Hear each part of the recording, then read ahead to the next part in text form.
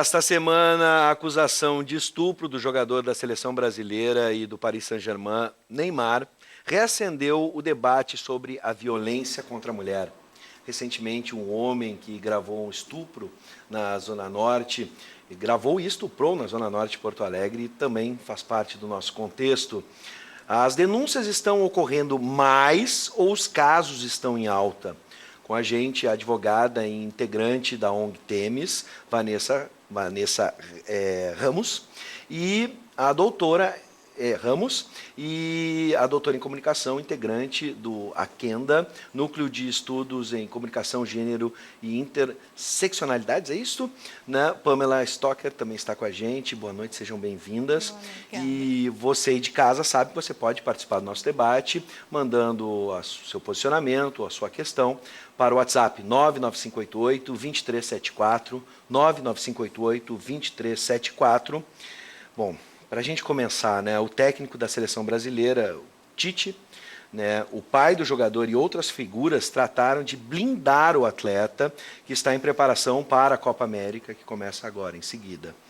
O escritório do ex-advogado da mulher que acusa Neymar de estupro apontou que o relato inicial da vítima seria de violência. Para a gente começar a nossa conversa hoje, legalmente falando, o que pode ser tipificado como violência e como estupro? Bom, estupro a gente vai ter mais de uma modalidade, mais de um enquadramento legal ali.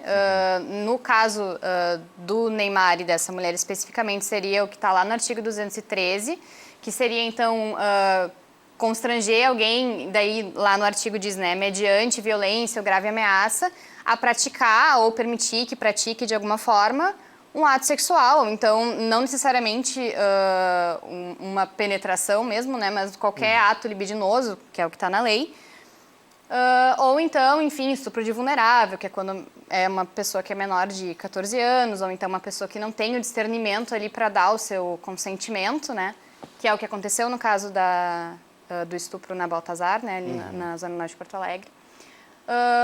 Então, esse seria o enquadramento do estupro, Então, o essencial aí seria, então, o consentimento ou não para essa relação ou para esse ato sexual, de alguma forma, esse ato libidinoso.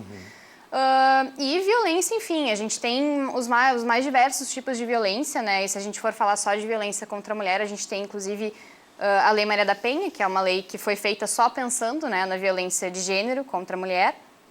Então, a gente tem violência tanto física, que seria a lesão corporal, a gente tem a violência psicológica, que seria a ameaça, perturbação da tranquilidade, tem, enfim, vários tipos penais e contravenções penais aí que podem se enquadrar. A gente tem também violência, inclusive patrimonial, se a gente estiver pensando em Lei Maria da Penha e violência contra a mulher. Então, dentro desse contexto, como era um contexto de uma relação sexual que não foi consentida, segundo o que foi registrado lá no boletim de ocorrência, a gente está falando aí de um caso de estupro, Sim. Não de lesão corporal, que seria a violência, a agressão física, Bom, para inserir também a Pamela nessa questão, a gente ali usou o termo blindar, afinal de contas, Neymar é uma pessoa pública e há agora um apelo muito grande, porque a gente sabe a questão da seleção brasileira, do futebol, dentro da cultura brasileira, enfim, como uma instituição praticamente. Agora, pensando na blindagem, mas também às vezes na justificativa, se discutia, bom, ela mandou fotos, ela falou tais coisas para o Neymar, e isso, de certa forma, as pessoas tentam buscar justificativas ou suavizar essa relação. Como é que a gente entende isso? Faz parte de um contexto cultural brasileiro muito marcado pelo machismo? Sim, acho que a gente volta com esse caso do Neymar a discutir algo maior, que é a cultura do estupro dentro da nossa cultura aqui no Brasil. Mais uma vez a gente tem aí uma exposição, tem uma denúncia de estupro, mas posteriormente tem um crime cometido pelo Neymar de divulgação de imagens íntimas dessa mulher com a qual ele teve relações, Não é qualquer vazamento de imagens, a gente está falando do Neymar, que tem uma das contas no Instagram com o maior número de seguidores da história, Ele tem muito mais seguidores do que qualquer mídia no mundo. Então, ele vaza imagens, ele vaza diálogos com essa mulher e, de alguma forma, coloca o caso a ser julgado por um tribunal virtual, né? Um tribunal de fãs e de seguidores. E esse tipo de julgamento ao qual o Neymar tenta colocar e impor essa mulher, ele é um julgamento moral. Né? Porque a gente está falando, nada daquilo que Neymar publicou ali é capaz de provar ou comprovar se houve ou não estupro. Né? O que ele é capaz de fazer é colocar em xeque essa mulher, né? A integridade dessa mulher, enfim, o posicionamento dessa mulher, mas não é possível saber, através dessas ditas provas que ele publica, se houve ou não estupro. Porque o estupro ele só acontece ou não depois do não, como a gente diz, né? A partir do momento em que não há o consentimento. E isso não tem como a gente saber. Né? Eu acho que o que levanta, o principal a ser discutido aí é isso, esse vazamento de imagens que o Neymar faz posteriormente à acusação que ele sofre, né? E o lado positivo, se é que podemos tirar algo positivo disso, é a gente começar a discutir o estupro para além desse imaginário de que o estuprador é um homem distante, que pega uma mulher à força, que precisa resistir a este homem. A gente está falando aqui de um estupro que é muito comum. Sim. Em cima disso, eu queria levantar uma questão, até que a gente discutiu esse caso também aqui na Rádio Mix, no cafezinho, né, e todo mundo opinando.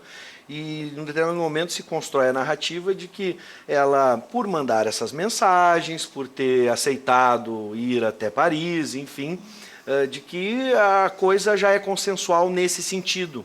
Mas eu fico imaginando, e aí coloco essa questão para vocês duas, tanto no aspecto comportamental como no jurídico, de que esse não, ele pode ser até o último momento. A pessoa pode, por exemplo, estar dentro de um quarto, nua, né, pronta para realizar um ato sexual e a cabeça da pessoa, algo muda de imediato, ela se sente constrangida, tem medo de alguma coisa e diz não, quero parar agora. Né? Até que ponto as pessoas confundem, olha, já está nu, está dentro de um quarto, já é consensual, o ato sexual já começou. O não, ele pode ser, inclusive, durante o ato. E no momento que se diz não e a pessoa não para, já configura um estupro? Exatamente, até porque o consentimento ele não é algo que está implícito, né? Ele é algo que tem que ser, de fato, colocado, né? Numa expressão de vontade. Então, se a gente não tem isso, a gente não tem consenso, né? A partir do momento que não tem consenso dentro de uma relação sexual, a gente tem um até mesmo se iniciar com um consenso e depois... Tudo é que nem a Pamela falou, tudo que acontece depois do não é um estupro, né? Perfeito. Mesmo que... Bom, e isso, a gente, né, quem acompanhou um pouco a repercussão disso na mídia mesmo, está sendo colocado muito em xeque isso, né? Que nem a Pamela falou também, bom, mas ela enviou fotos, ela foi até lá e tal, mas... No início daquele contexto, pode ser que houvesse um consentimento. Sim. E a partir do momento que não houve mais, desde aquilo ali, então, a gente tem a configuração da violência sexual. Né? E sobre isso, Pamela, o pai do Neymar chegou a falar que prefere, então, o crime de internet ao crime de estupro. Né? E aqui a gente já explicou bem, são dois crimes diferentes, mas são crimes. Esse tipo de declaração só reforça o pensamento machista, é como se um outro crime não tivesse o mesmo peso. Né? E por isso eu falo da importância de desmistificar essa ideia de que o estupro é cometido dessa forma, né? Por um homem desconhecido, que persegue uma mulher. Mais de 70% dos casos de estupro são cometidos por pessoas conhecidas da vítima. Né? Quando não familiares, pessoas com as quais essa vítima está em relacionamento amoroso, né? De alguma forma há um envolvimento afetivo. E levanta também a questão do próprio estupro marital, né? Que é pouquíssimo divulgado. Pode ocorrer estupro, inclusive, dentro de um casamento. Né? As duas pessoas podem ser casadas e se houver o sexo, né, a conjunção carnal, ou seja lá o termo que quiserem usar, não consentido, mesmo dentro do casamento, configura-se como estupro. Não é porque está casado que se pode fazer qualquer coisa. Não, a pessoa não é uma propriedade, né? Veja bem, olá, Bives, em relação ao Neymar, é justamente essa questão que a gente estava falando, né? Existem pessoas que defendem que ela, ao viajar até Paris, e as conversas que vazaram até mesmo por ele, não descaracteriza o caso como estupro. Não é o que a gente está respondendo. Alberto de Charqueadas, forte abraço, Alberto. Né? Até durante o ato, mesmo ele começar com consentimento, a gente pode interromper ele e aí sim caracterizar. Bom, a gente já falou que na internet houve reações favoráveis e contrárias à atitude do jogador. Na opinião de vocês, a decisão de tratar o caso dessa forma, de alguma forma, pode acabar fragilizando a seriedade de denúncias de possíveis casos de estupro e violência contra a mulher, né? Até mesmo o recuo, né, do advogado. Como é que a gente pode encarar isso? Incentivar as mulheres cada vez mais a denunciarem ou agora cuidarem ao fazerem essa denúncia? Eu acho que dentro do sistema de justiça a gente já tem um viés muito forte de gênero, para falar só da questão de gênero, porque ainda tem outras intersecções que a gente poderia falar nesse momento, mas a gente já tem um viés de gênero muito grande. Então, esse receio do registro de ocorrência é algo que já ocorre, assim, já tem várias pesquisas nesse sentido. Mas o que a gente também tem que pensar, né, dentro desse debate, do que está acontecendo agora, é como, de uma certa forma, quem acaba sendo ré nesses casos é a mulher que está denunciando, né? E não o agressor. Porque quem está sendo colocada a integridade, digamos, em xeque, que nem um julgamento moral, que nem a Pamela colocou, é a mulher, né? Não vejo muito isso sendo aplicado ao Neymar, por exemplo. Sim. Né? Então, para tentar pensar como isso ainda acontece, né? E, enfim, usar esse contexto para pensar como isso tem que ser mudado, né? Essa relação, por exemplo, no ato da denúncia, Pamela, a gente já conversou sobre isso em outras vezes, como é difícil para uma mulher, às vezes, chegar até uma delegacia, se expor, às vezes, frente a um homem. Por isso, até mesmo, as delegacias da mulher são tão importantes, mas a gente sabe que elas não estão presentes em todos os municípios, não estão presentes em todos os cantos do Brasil, né? Realmente há uma dificuldade e a mulher fica constrangida nesse momento. Não é à toa que o estupro é um dos crimes mais subnotificados que a gente tem no mundo, né? Então, assim, é muito difícil para uma mulher, quando ela está num relacionamento com alguém, denunciar o caso de estupro. É muito difícil ela se perceber como uma vítima. Justamente, então eu já estava me relacionando... ela voltou a falar com ele depois do acontecido, ou ela já estava conversando com ele, eles já tinham um relacionamento. É aí que reside a dificuldade, né? Como separar isso? É uma pessoa que eu tenho carinho, que eu gosto, ou que eu estou me relacionando apenas sexualmente, tanto faz, né? Qual é esse limite, né? Qual é esse limite de me perceber como vítima e ter coragem de ir denunciar? Nesse caso, então, que a pessoa denunciada é famosa e tem a projeção que tem o Neymar, se torna ainda mais difícil, né? Imagina, é óbvio que essa mulher sabe que passaria por esse julgamento moral. Sim. Que a vida dela seria totalmente escrutinhada, escavocada para encontrar alguma coisa que pudesse colocá-la não mais na posição de vítima, como falou a Vanessa, mas aí sim a gente já está julgando essa mulher como culpada ou não, né? A gente já entra a moral aí como o filtro. A gente não deveria estar olhando para isso, né? Sim. Vamos lembrar também o caso, né, do estupro filmado em Porto Alegre.